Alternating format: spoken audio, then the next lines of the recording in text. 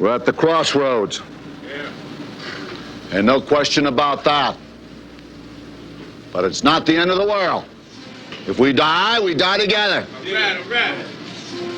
You can get it done. You can get it done.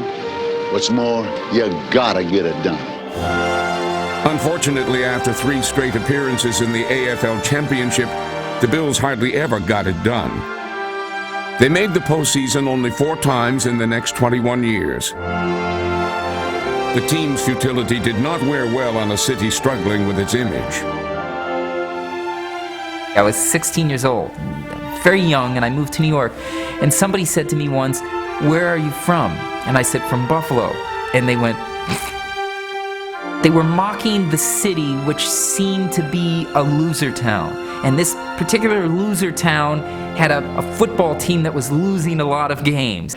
The economy going down and people not working well and there not being a lot of money there, it made the focus of a football franchise that was not doing well seem brutal, painful. One of the things I found after a few years of living here was that there was a tremendous sense of inferiority, I think, with people. There's no reason for the people in this community to have an inferiority complex because it is a great place to live, but for some reason they do. That's why I think the Bills are an all-consuming entity here.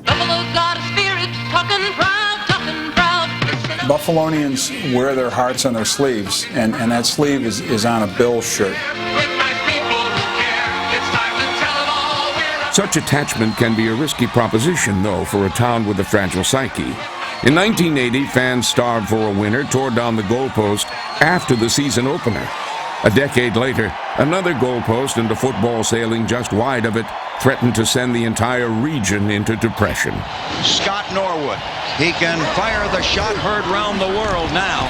High drama here in the Super Bowl.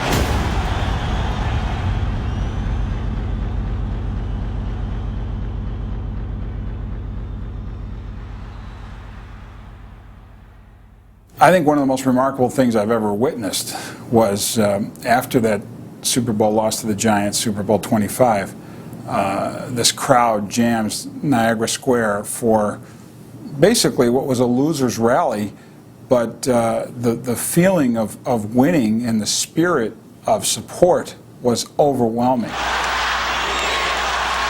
And then when they chanted for Scott to come out, I mean, you would think that they'd be chanting for him to come out so they could lynch him.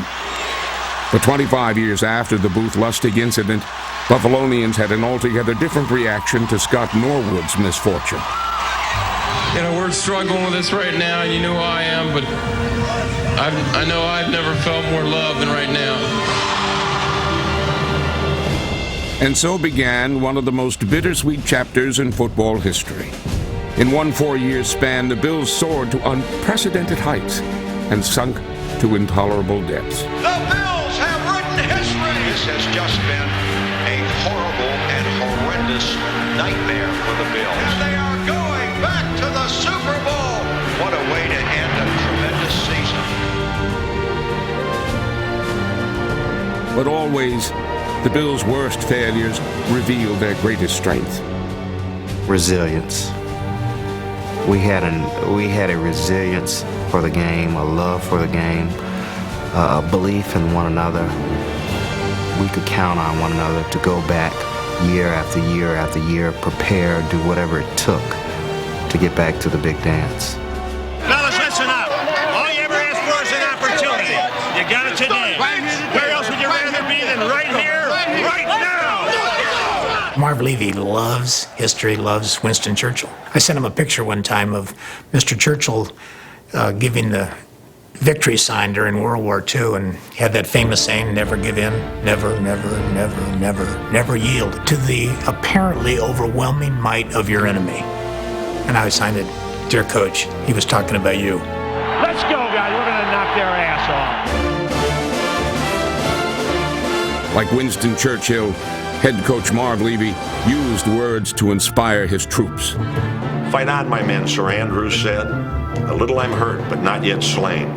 I'll just lie down and bleed a while, and then I'll rise and fight again. We can overcome, baby. We can overcome this. Fittingly, the Bills' crowning achievement was also one of the greatest comebacks in NFL history. They rallied from a 32-point deficit to defeat Houston in the '92 playoffs. Bills can win it here. White puts it down. The kick is on the way, and it is good. And the Bills have won it. Incredible. What a comeback by the Bills. Through it all, Buffalonians stood by their team, though their prayers always seemed to fall on deaf ears.